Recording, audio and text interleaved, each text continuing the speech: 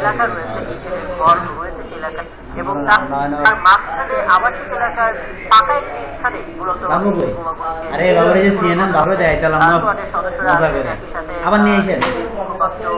তিনি কথা বলে গিয়েছিলেন। এখন সেই সদস্যরাও রয়েছেন, আইন শৃঙ্খলা বাহিনীর ঊর্ধ্বতন কর্মকর্তারা রয়েছেন এবং স্বয়ং পুলিশের এখানে রয়েছেন।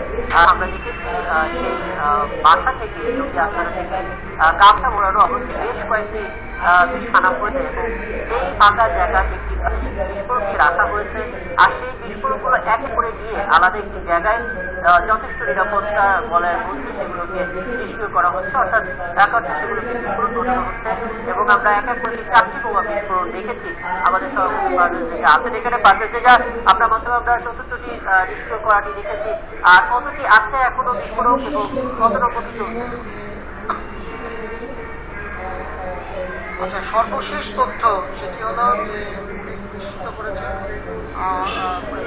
বিস্ফোরক ইউনিটের প্রধান এবং দীর্ঘদিন ধরে কাজ করা এই বিস্ফোরক ইউনিটের সাথে এখন জঙ্গি কর্মকাণ্ডের সাথেও জঙ্গি দমনের রয়েছে ঢাকা মহানগর গোয়েন্দা পুলিশের, সেটিরও অন্যতম সদস্য কমিশনার তার সাথে যেটা নিশ্চিত হয়েছে যে তারা এখন পর্যন্ত 16টি গ্রেনেড তারা উদ্ধার করেছেন, যার মধ্যে এখানে 4টি বিস্ফোরণ ঘটানো হয়েছে, এখনো এখানে রাখা আছে। কিন্তু এটি বিস্ফোরণ করার জন্য যে ধরনের যেটি বলেছেন তাদের পুলিশ ভাষায় এবং অর্থাৎ যে ধরনের যান্ত্রিক কেমিক্যাল এবং যেসব ডেটোনেটর সহ অন্যান্য জিনিসপত্র দরকার সেটি 4টি বিস্ফোরণ করার পরে তাদের শেষ হয়ে গেছে।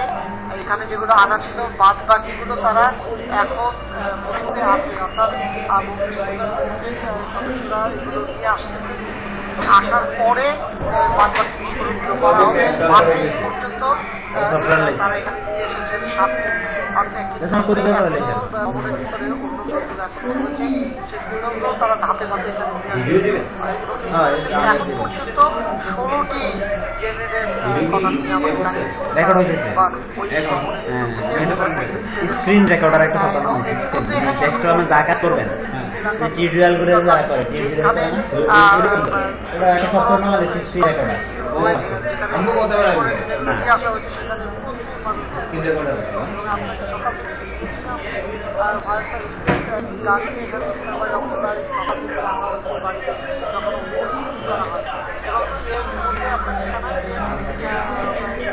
আপনি বলছিলেন যে যারা যাদেরকে গ্রেপ্তার করা হয়েছে তাদের অবস্থান কি, সেটি আমি এই সানার হোসেনের কাছ থেকে নিশ্চিত হয়েছি যে তাদেরকে গোয়েন্দা পুলিশের কার্যালয়ে নিয়ে যাওয়া হয়েছে।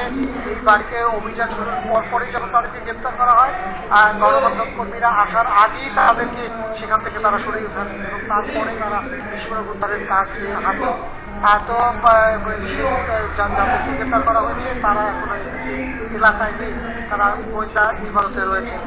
এখন মূলত তারা এখানে কাজ করছেন এই বাড়িটিকে নিরাপদ করা এবং যে বিস্ফোরকগুলো আছে সেই বিস্ফোরকগুলোকে নিরাপদ নিষ্ক্রিয় করার কাজটি নিয়ে তারা এখন এখানে কাজ করছেন। এই হলো এখানকার সর্বশেষ অবস্থান।